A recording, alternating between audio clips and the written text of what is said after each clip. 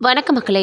பிரபல பாடகர் ஒருத்தர் பார்த்தோன்னா, சென்னை விமான நிலையத்தில ரொம்பவே குடிபோதையில இருந்து தகராறுல ஈடுபட்டிருக்காருன்ற சம்பவம் மிகப்பெரிய அளவுல அதிர்ச்சியை ஏற்படுத்தியிருக்குது.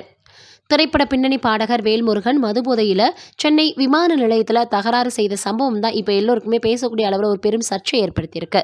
சுப்பிரமணியபுரம் திரைப்படத்தின் மூலம் தமிழ் திரையுலகுக்கு அறிமுகமானவர் வேல்முருகன்.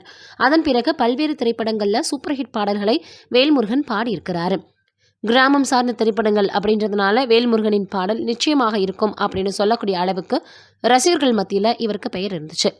திரைப்படங்கள் மட்டுமில்லாமல் பல்வேறு தொலைக்காட்சி நிகழ்ச்சிகள், பாடல் நிகழ்ச்சிகளிலும் வேல்முருகன் பங்கேற்பதை வாடிக்கையாக வச்சிருக்கிறார்.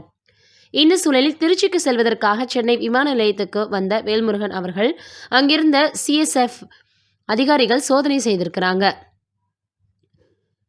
அப்போது மது அருந்தியிருப்பது தெரிய வந்ததுனால அவரை விமான நிலையத்தில் ஏற அதிகாரிகள் அனுமதி மறுத்ததாக சொல்லப்படுது. இதனால் ஆத்திரமடைந்த வேல்முருகன் பாதுகாப்பு படை வீரர்களிடம் கடுமையாக வாக்குவாதத்தில் ஈடுபட்டு தகராறு செஞ்சிருக்காரு. ஆனால் வேல்முருகனை விமான பயணம் மேற்கொள்ள அதிகாரிகள் அனுமதிக்கலையாம். இதைத் தொடர்ந்து வேல்முருகன் அவர்களை விமான நிலையத்தில் உள்ள ஒரு அறையில் சிஐஎஸ்எஃப் அதிகாரிகள் தங்க வச்சிருக்கிறாங்க. பிறகு சிஐஎஸ்எஃப் வீரர்களிடம் வேல்முருகன் மன்னிப்பு கேட்டதாக தெரியுது. இதையடுத்து அவரை வேறு விமானத்தில் சிஐஎஸ்எஃப் வீரர்கள் அனுப்பி வச்சிருக்காங்க. வேல்முருகன் அவர்கள் மதுபோதையில் பாதுகாப்பு படை வீரர்களிடம் தகராறில் ஈடுபட்ட வீடியோ சமூக வலைதளங்களில் தீயாக பரவி வந்துட்டு இருக்கு. என்னடா இதை சமூகத்தில் ஒரு நல்ல அந்தஸ்தில் இருக்கக்கூடியவர்களே இப்படி பண்ணால் அடுத்தடுத்து தொடர்ந்து சாதாரண பார்த்தோன்னா இருக்கக்கூடிய அதுலேயும் எத்தனையோ இப்போ இருக்கக்கூடிய இளைஞர்கள் ரொம்பவே தவறான பாதைகளில் போய் கெட்டு போகிறாங்க.